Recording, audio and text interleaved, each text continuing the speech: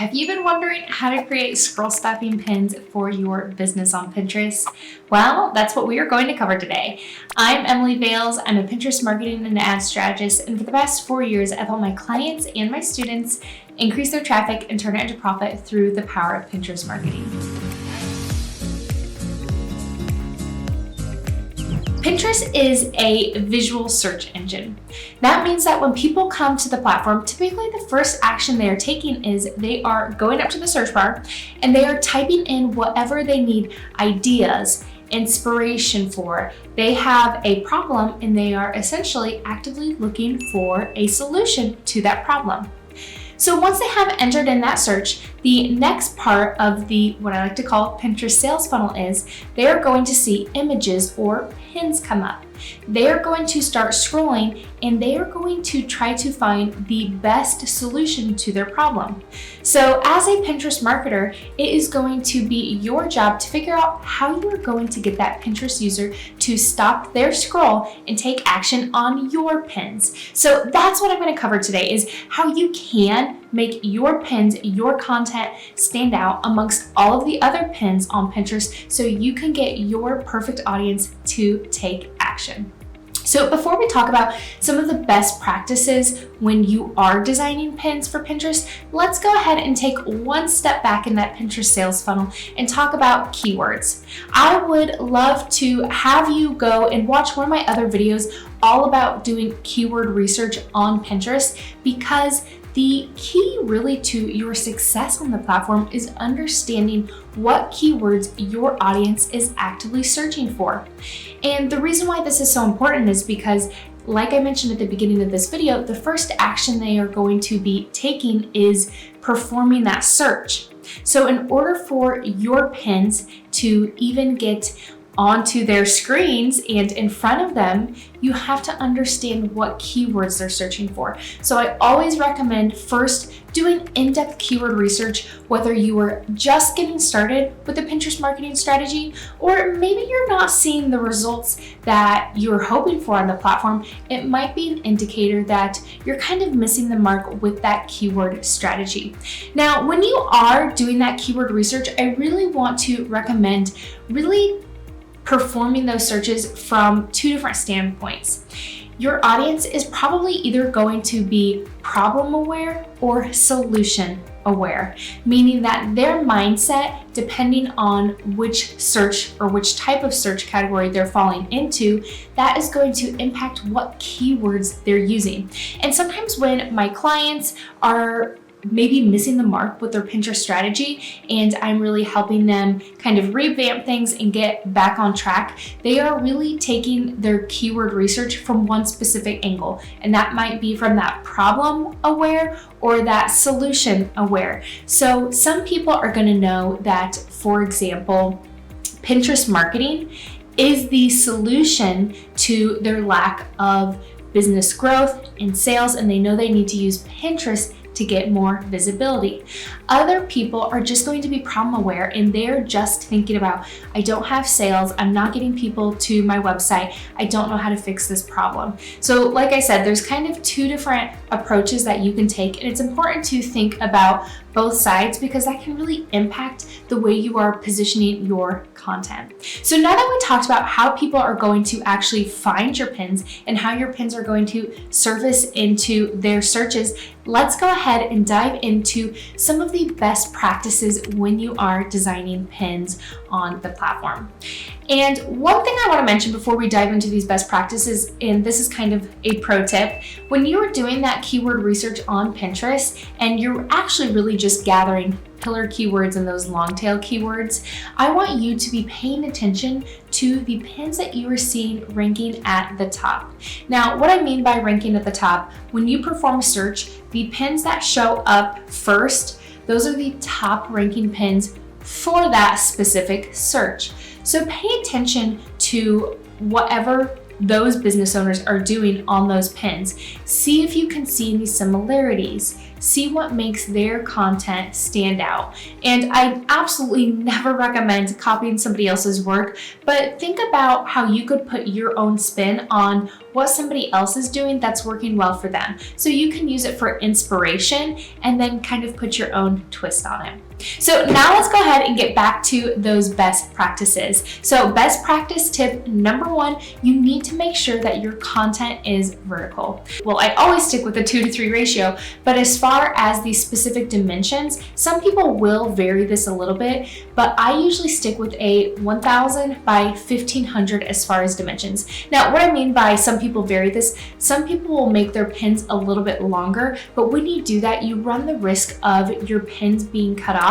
So a safer route is to stick to that 1000 by 1500 pixels. So that is going to create this pin that is really optimized dimensionally for the platform, and that is an absolute must. So when people are performing searches, sometimes I have seen pins where they will be like a little square or a little rectangle, and they kind of stick out, but in a bad way. It just creates kind of a weird user experience, and sometimes that happens when people will take an image or a piece of content from a different platform and they'll just publish it onto Pinterest, and it's not correctly formatted, and like I mentioned, it just doesn't create a great user experience, and I guarantee people are just going to continue to scroll by. So tip number 1, make sure that your pins are the correct dimension.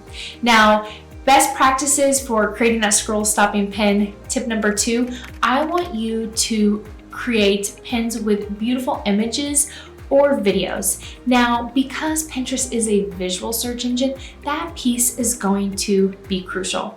So I always recommend having obviously very clear and crisp photos. You want to make sure that they are not pixelated, blurry. I also find that dark and moody, I guess it could depend on your niche, and like I said, when you're doing keyword research, you can pay attention to that, but typically pictures that are easy to see, that bright, clear, those are typically the images that are going to perform best. And of course, the same thing with your video content as well. You want to make sure that that video content is fully optimized, that those videos are also very easy to see, high quality, and that is going to really create the best user experience.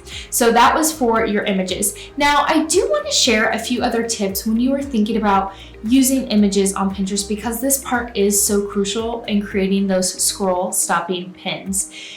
I highly recommend, as much as possible, using images that are unique to your brand. So at one point, I even had my brand photographer, she came over and she did headshots for me and just other lifestyle images that I could use when I was revamping my website. And then she also actually created unique stock photos for me. So she even used my laptop and my phone and things that really made it feel different than the typical stock photo.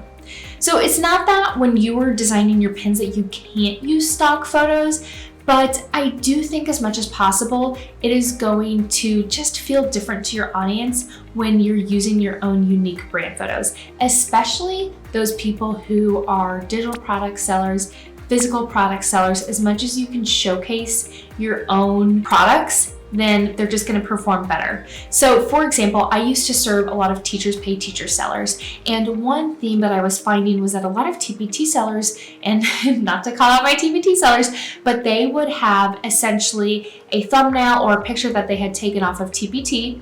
And it really just was graphics of, sometimes they would be like little cartoon pictures and stuff. And they would just have that thumbnail as their image. And it just came across very product-y, for lack of better words. And it just felt, I don't know, it didn't catch people's attention. I found that those pins really fell flat. They did not perform well.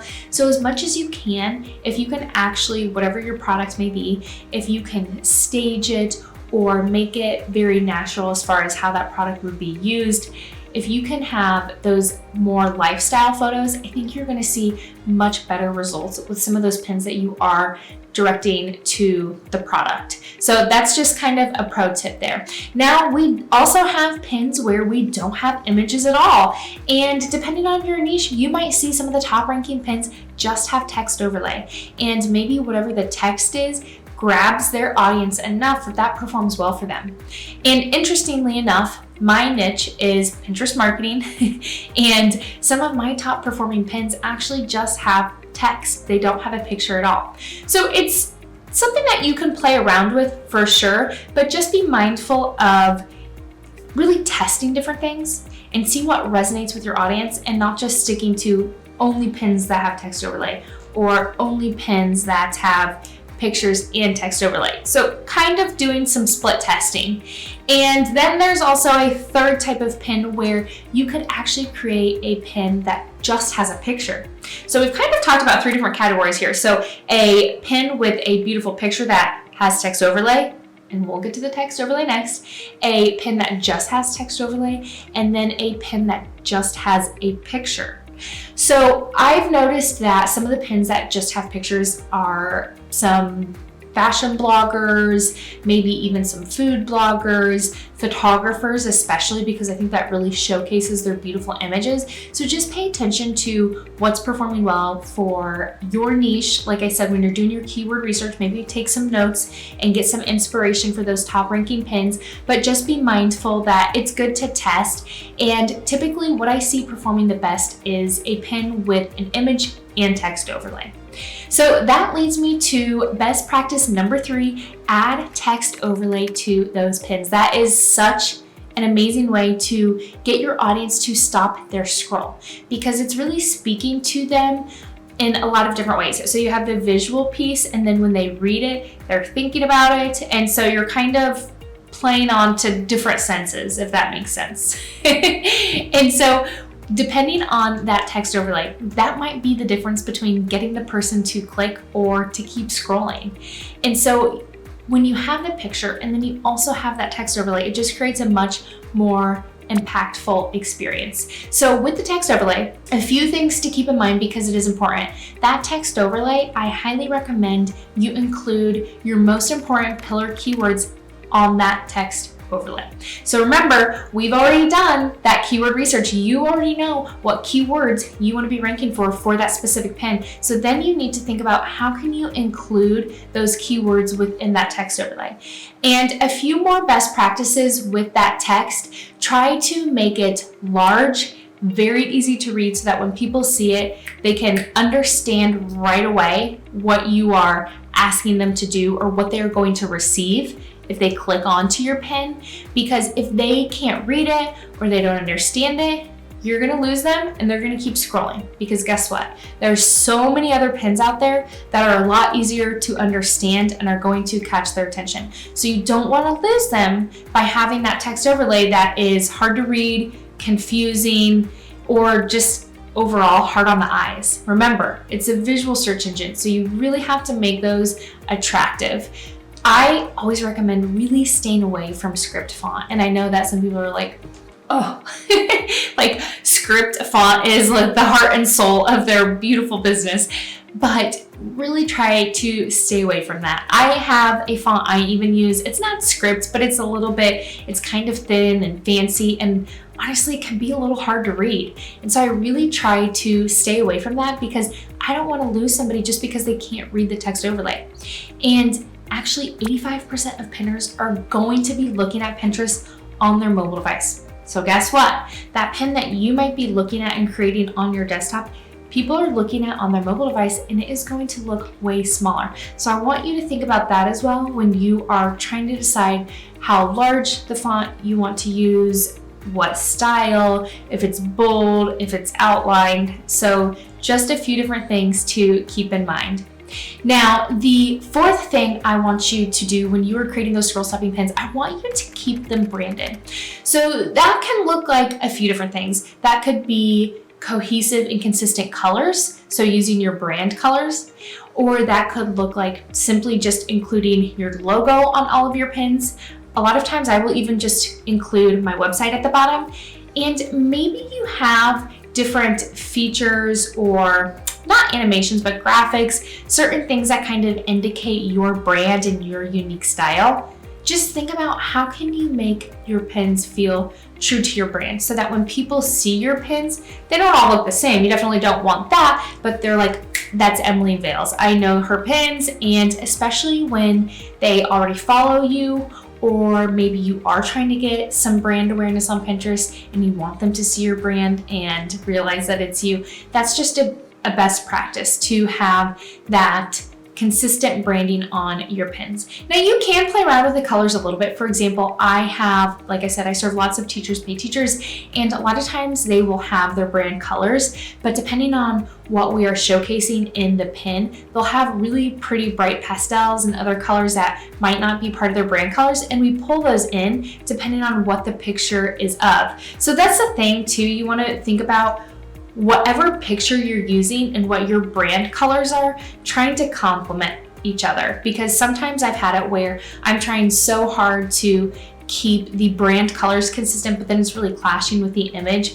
Try to think about that as well. You want it to all complement each other for sure. That leads me to tip number 5, including a call to action on your pins. This is something that is so simple to do, but sometimes people forget to do it. So let's talk about how you can include that call to action on your pins. You can showcase that call to action through a lot of different ways. You can tell people, especially if you are directing them to a blog post to learn more, you could say, get the ideas here.